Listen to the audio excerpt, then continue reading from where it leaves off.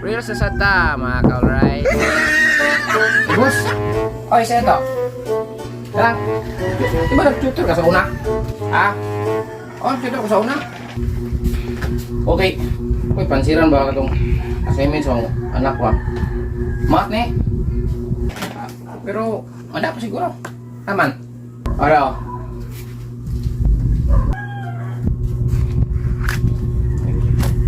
Ka ne? Sige. Ngayon na pag-solve. So, kaya ito solve number 1, no? Okay. May duho lang sila. So, 8x solution.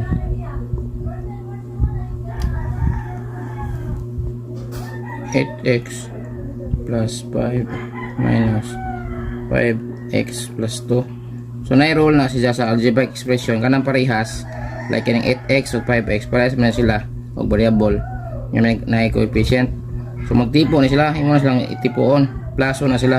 Minus. Kaya na may minus man sa 5. So, may mo ng 8x minus 5x. Tipo na sila. Then, kining 5. Then, plus 2 po. So, may tabo na. Tipo na sila. May mo ng 3x. Then, plus kini 7. So, ang tubag na is 3x plus 7. Kung tubag.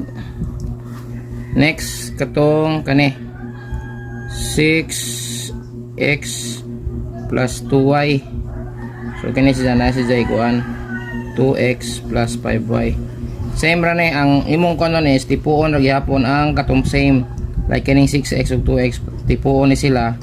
Then 2y ug 5y tipuon ra pud ni para sa laguan man. So, may tabo.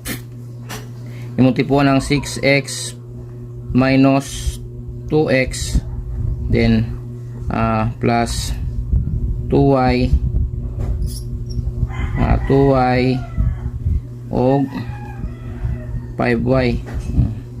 So, tipo na silang duha, tipo. Tabo na 6 minus 2x is 4x plus kini ato plus 5 7y. So, ang tubag is 4x plus 7y. So, mo na siya.